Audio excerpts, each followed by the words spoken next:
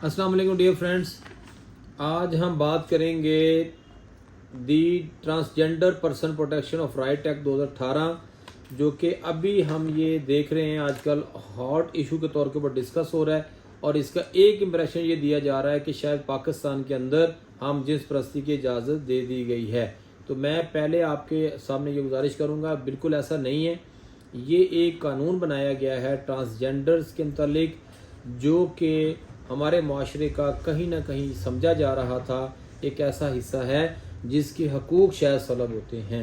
अब इस हवाले से इस कानून को मैं मुख्तसर आपको अर्ज़ कर दूँ, ये 21 सेक्शन पे मुहित है और इसके अंदर ट्रांसजेंडर पर्सन की डेफिनेशन बताई गई है और उसके बाद इसकी आइडेंटिटी जो है वो कैसे होगी इसको बता दिया गया और उसके बाद उनसे रिलेटेड चीज़ों को बयान किया गया है। अब मैं इसके अंदर इसका क्रिटिकल एनालिसिस आपको करके बता देता हूँ। इसके अंदर सबसे ज़्यादा जो ख़तरनाक बात यह है कि वो उस शख्स की जो कि अपने आप को ट्रांसजेंडर की डेफिनेशन में लाना चाह रहा है, उसकी तशख़ीस का इशू जो है वो इस पार्लियामेंट में जो ये कानून पास हुआ है उसको बिल्कुल इग्नोर किया गया है कि मेडिकली इन्वॉल्वमेंट और मेडिकल एग्जामिनेशन को इन्वॉल्व नहीं किया गया, बल्कि उसकी सेल्फ परसीव्ड जेंडर आइडेंटिटी पे बेस कर दिया गया है। और ये जो चीज़ है ये आपके माशरे में बहुत सी प्रॉब्लम्स का बायस बनेगी। जैसे कि अगर कोई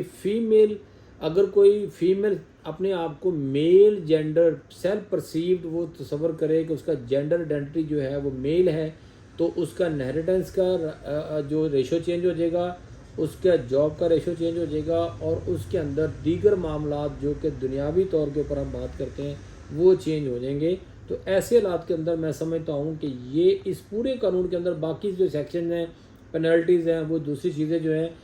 वो ऑलरेडी भी मौजूद हैं। जैसे कि उनका इक्वल सिटीज़न के तौर के ऊपर राइट है, उनका एम्प्लॉयमेंट का राइट है, उनका एजुकेशन का राइट है, ये सारे राइट ऑलरेडी पहले प्रोटेक्टेड थे।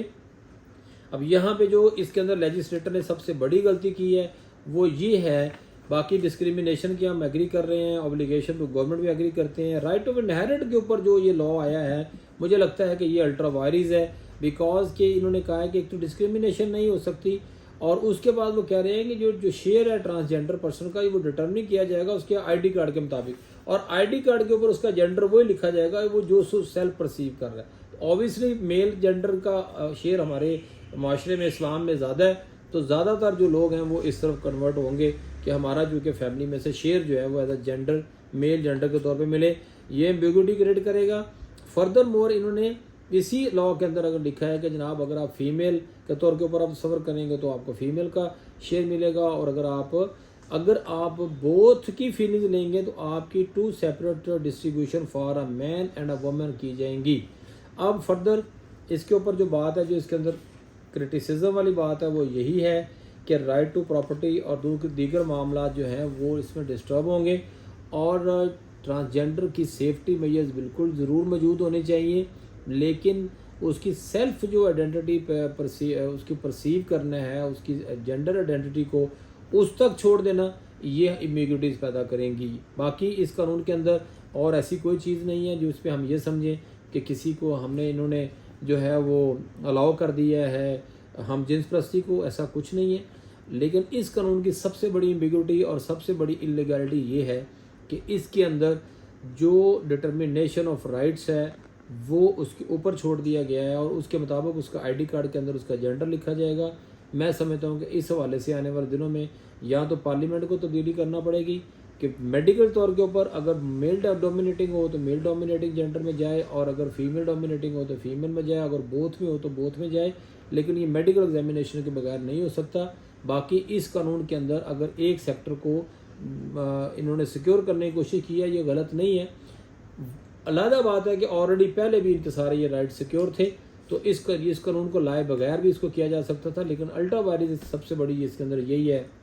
जो फंडामेंटल राइट है वो सबके ऑलरेडी पहले सिक्योर है कि जो इन्होंने सेल्फ परसीव करना, जो अपने आप को खुद से वो डिटरमिन करेंगे, सेल्फ परसीव्ड जेंडर आइडेंटिटी, तो ये जो चीज़ है ना ये इसके अंदर डिफ़िकल्टीज क्रिएट करेंगी जॉब्स के इश्यूज़ के ऊपर, मामलात के इश्यूज़ के ऊपर, राइट्स के ऊपर, ऑफेंसेस के ऊपर, क्योंकि फीमेल सेक्टर में अगर कोई आदमी मेल सेक्टर अगर 18 साल की उम्र में अपने आप को फीमेल लिखवाएगा तो ऐसे हालात के अंदर वो उसकी बहुत सी लाइबिलिटीज़ भी तब्दील हो जाएंगी। तो उम्मीद है कि आने वाले दिनों में इसमें हाई कोर्ट का और ऑनरेबल कोर्ट्स का कोई फैसला भी आएगा और जो है इसको पार्लियामेंट को भी इसको रिव्यू करना पड़ेगा। Thank you very much.